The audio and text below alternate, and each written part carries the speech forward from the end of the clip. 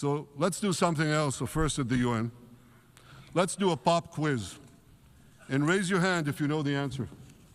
Here's the first question. Who shouts death to America? Hold on. You're asking those dummies who they left already to put your hand up. They don't know how to do. Their hand is always up. Free Palestine! Free Palestine! Free Palestine! Oh boy. Okay, who shout death to America? The Jews. Okay, who shout death to Israel? The Jews. Okay. Who killed Jesus? The Jews. Okay. Who killed Charlie? The Jews. Okay. Who killed the Hamas leader? The Jews. Okay. Well, some is true, some is false. But anyway, who made the Arabia Desert? The Jews. Who made the Chinese speak Chinese? The Jews. What they used to speak before? Japanese. Who made the Japanese speak Japanese? The Jews. So what the Japanese used to speak? Indonesian. Okay, what the Indonesian used to speak before? Sri Lankan. Okay, who made the Sri Lankan speak Sri Lankan? The Jews. I mean, you are talking to who? They will blame the Jews for everything. They will say to you, they are shouting death to America because of the Jews. They are shouting death to Israel because of the Jews. I mean, what's wrong with you? They will blame you at the end of the day. Ask Sucker Carson and Cow Dance. America. Is it A, Iran, B, Hamas, C, Hezbollah, D, the Houthis, or E, all of the above? All of the above. Correct. All of the above. Second question. Who has murdered Americans and Europeans in cold blood?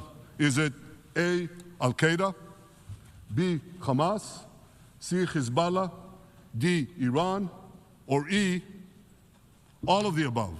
All of them. Correct. Again. So here's the point I wanted to make. Okay, hold on. Now we pass the test. What will happen? What is the reward? What is that? You know, like, did I pass? Did I get the PhD? Hello? What that was, the quiz was for? Like, you know, what we got from this now? Huh? You're trying to reason with those donkeys. You can't reason with donkeys. You love the nicks I give to. Those are not nicknames, my friend. Those are realistic names. Those are not nicknames. There's a big difference between nicknames and realistic. You know, that some people like. I will give you an example. My mom, she said to a friend of her, said her, I will send my son. He will send to you. He will give you the things. You know your thing.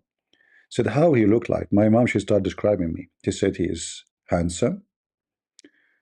Very, very, you know, strong. And, you know, when you see him, you will see he's very handsome. And I was just saying, I said, Mom, you will send my brother? She said, no, I'm talking about you. So sometimes people, they say things about you. You can use it as a nickname. It's not true.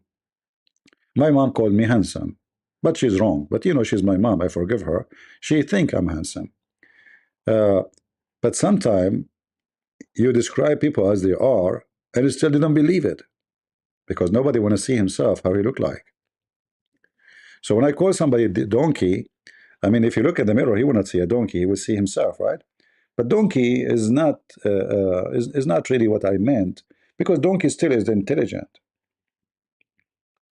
You know, once we went in the mountains, and the villagers, he said, we were a bunch of teenage.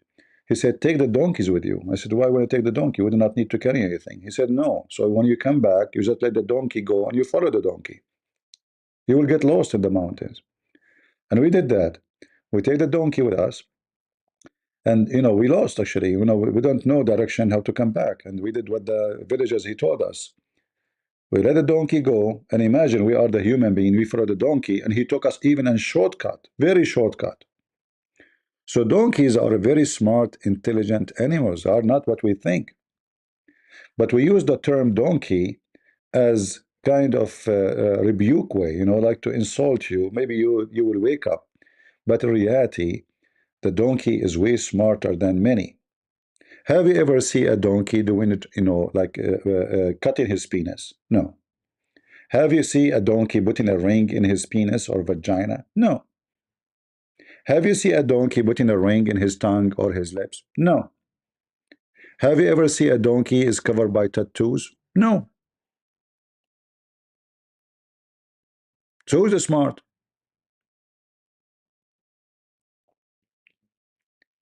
Have you ever seen a donkey keep drinking alcohol until he faint? No. Have you ever seen a donkey work all day long so he can buy some drugs and he die when he take it? No.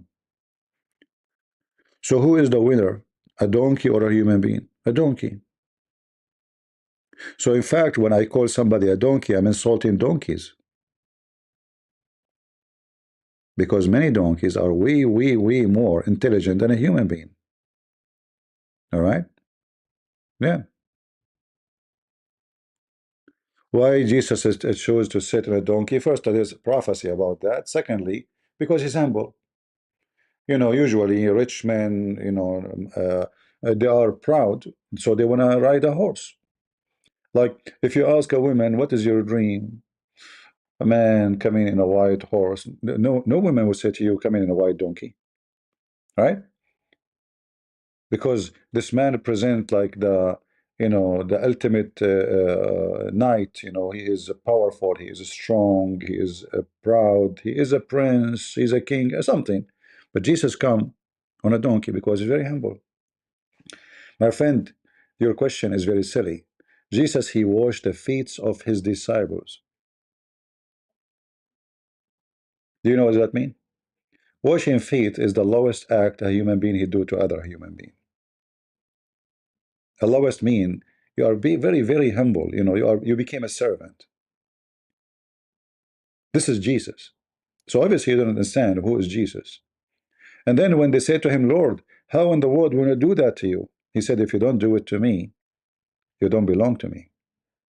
And then he said to them, if you want to be a master, you have to be a servant. So Jesus, he teach us in his act, not his talk. Because many people, they give a good speech, but they will never do the speech. I can tell you, the humble man is you're the one who wash your feet. But the second you show me your feet, you say, no, I was joking. I'm proud. I will never do that to you. So this is the Lord washing the feet. So why he will not ride a donkey?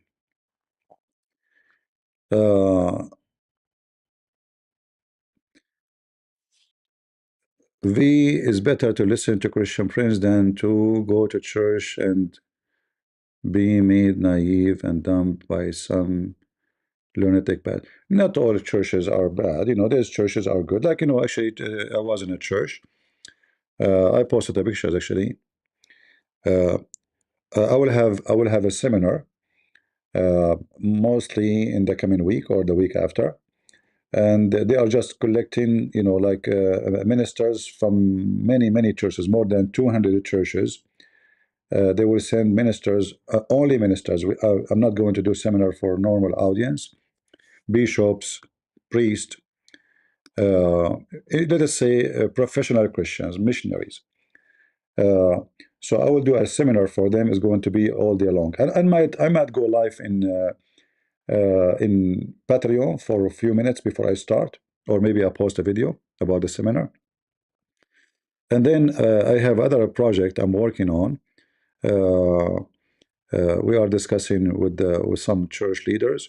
In Ukraine, there is many children. They are victims of war. Many they saw their parents getting killed. Many like I heard many stories.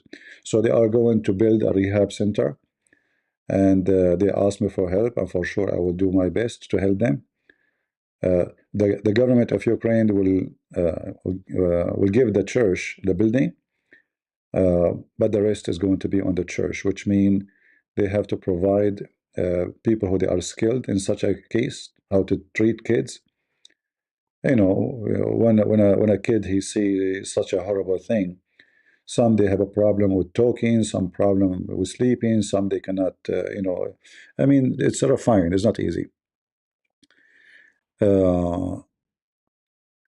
So we will see. I will see how I can help, and I will let you know.